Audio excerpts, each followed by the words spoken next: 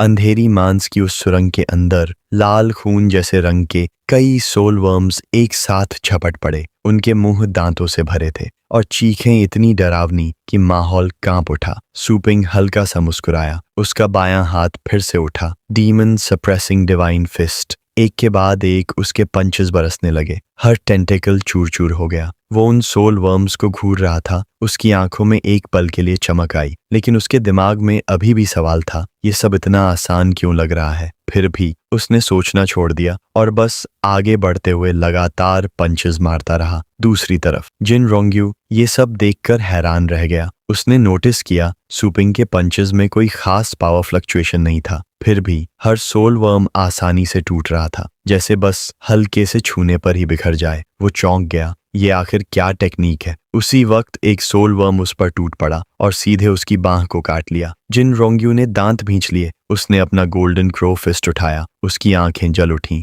नहीं, मैं golden crow royal clan का जीनियस हूँ। मैं किसी आउटसाइडर से कैसे हार सकता हूँ। उसकी मुट्ठी पर गोल्डन फायर भड़क उठी और उसने जोरदार पंच मारा। धड़ाम। अटैक सीधे उस वर्म के शरीर से टकराया। भयानक शॉकवेव फैली, लेकिन उसके आउटर शेल पर एक खरोंच तक नहीं आई। उसका दिल हिल गया। ये इतना सख्त क्यों है। इन वर्म्स की डिफेंस हद से ज्यादा स्ट्रांग है। तभी वो मॉन्स्टर उसकी बांह को और जोर से काटने लगा। दर्द उसकी हड्डियों तक उतर गया। वो हल्का सा कराहा। सिर्फ डिफेंस ही नहीं, इनका अटैक भी खतरनाक है। अब वो फंस चुका था। उसने समझ लिया ये फाइट लंबी नहीं खींच सकता। बस एक ही रास्ता बचा है। उसने अपना अल्टीमेट मूव एक्टिवेट करने का फैसला किया। गोल्डन फायर उसके सीने के सामने इकट्ठा होने लगी। घूमते हुए एक वॉर्टेक्स बन गया। उसकी आवाज गहरी हो गई, एम्परर फ्लेम। अगले ही पल तेज रोशनी फट पड़ी। जलती हुई एनर्जी उस वर्म के शरीर में घुस गई। बिजली की तरह स्पार्क्स उसकी स्केल्स पर दौड़ने लगे। आंखें चकाचौंध करने वाली चमक फैल गई। फिर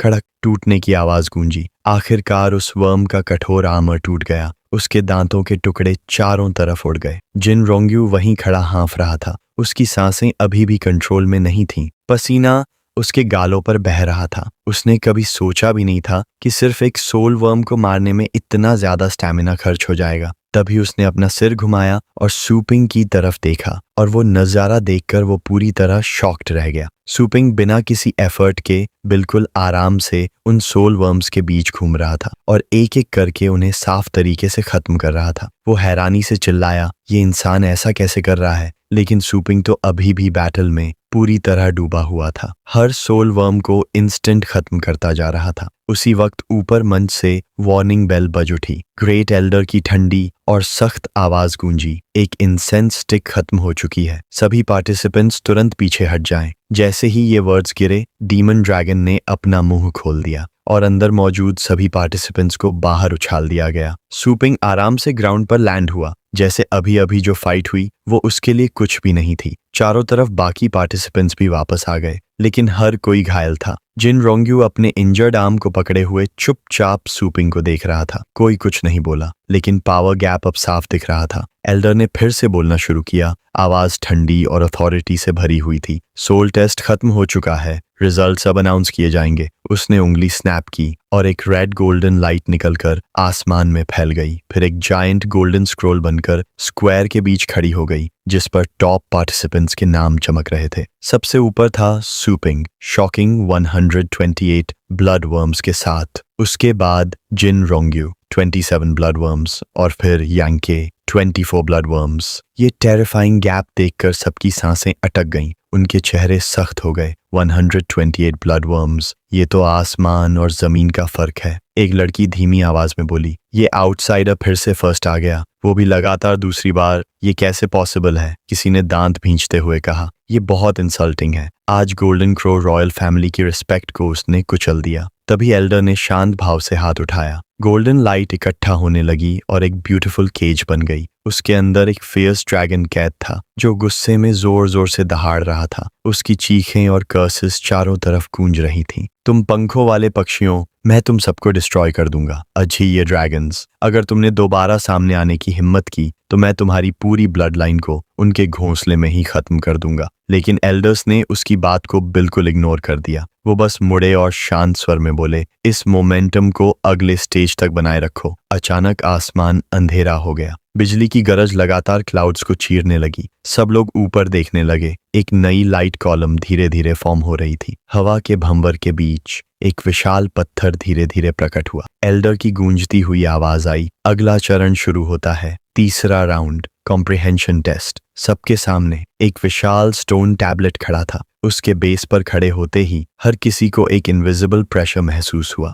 जो उनके शरीर को दबा रहा था। नीचे खड़े पार्टिसिपेंट्स ने ऊपर देखा। उनकी आंखों में क्यूरियोसिटी और डिटर्मिनेशन दोनों साफ दिख रहे थे। एल्डर की आवाज फिर गूंजी, इस स्टेज को पास करने के लिए तुम्हें इस टैबलेट पर छिपे पैटर्न्स को एक्टिवेट करना होगा। सिर्फ 3 लाइंस एक्टिवेट करना ही पास होने के लिए काफी है। जितने ज्यादा पैटर्न्स तुम एक्टिवेट करोगे उतना ही हाई तुम्हारा स्कोर होगा। नीचे खड़ा सुपिंग उस टैबलेट को ध्यान से देख रहा था। हवा उसके बालों को पीछे उड़ा रही थी और उसका सीरियस चेहरा साफ दिखाई दे रहा था। उसकी आंखें चमक उठी जैसे ही उसने पूरी फोकस के साथ उसे ऑब्जर्व करना शुरू किया। एग्जामिनर ने चैलेंज का मैकेनिज्म समझाना शुरू किया। ये डाओ टैबलेट तुम्हारे डाओ इंटेंट को रिस्पॉन्ड करेगा। डाओ पैटर्न्स खुद ब खुद ग्लो करेंगे। पासिंग मार्क है 3 पैटर्न्स। जितने ज्यादा डाओ पैटर्न्स ग्लो करेंगे उतनी ही तुम्हारी रैंकिंग बढ़ेगी। अब हर बार 10 लोगों को टेस्ट किया जाएगा। 3 वॉरियर्स सबसे पहले आगे बढ़े। एक ब्राउन हेयर वाला युवक आगे आया।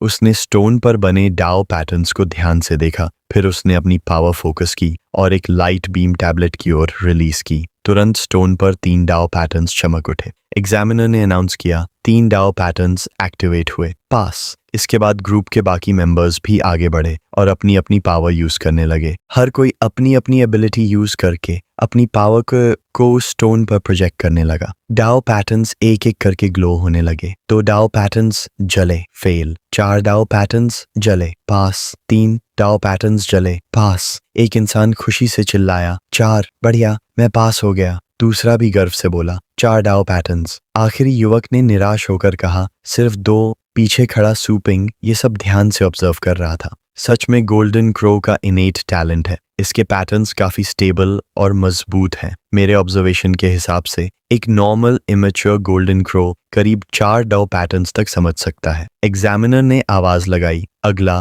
ग्रुप 2। बाकी वॉरियर्स आगे बढ़े जिनमें जिन रोंग्यू और यांके भी शामिल थे। सबसे पहले जिन रोंग्यू आगे आया। उसने अपनी इनर एनर्जी एक्टिवेट की और एक पावरफुल लाइट बीम रिलीज की। यहाँ तक कि जमीन भी उस प्रेशर को सह नहीं पाई। एक विशाल पावर वेव स्टोन पर जाकर टकराई और उसका थोड़ा हिस्सा तक टूट गया। बाकी वॉरियर्स शॉक में आ गए जब उन्होंने ग्लोइंग डाओ पैटर्न्स देखे। हे भगवान! जिन रोंग्यू ने 10 डाओ पैटर्न्स एक्टिवेट कर दिए। वो शांत स्वर में बोला, बस नॉर्मल है। उसके पीछे खड़े लोग विश्वास ही नहीं कर पा रहे थे। अब देखते हैं यांके और उस ह्यूमन का क्या होता है। अगला था यांके। उसने अपनी अटैक रिलीज करते हुए चिल्लाया, जल उठो मेरे लिए। उसकी एनर्जी बेहद पावरफुल थी और उसका स्कोर तेजी से बढ़ गया। 12 डाओ पैटर्न्स ग्लो हुए। यंग के पास घोषित किया गया। एक वॉरियर डरते हुए बोला, उसने सच में 12 हासिल कर लिए। सुपिंग बस हल्की सी सांस लेकर कड़वी मुस्कान दे पाया, क्योंकि पहले उसे आना की हेवनली ट्रिब्यूलेशन से फायदा मिला था, लेकिन उसने सिर्फ लाइटनिंग डाओ का एक ही एस्पेक्ट समझा था।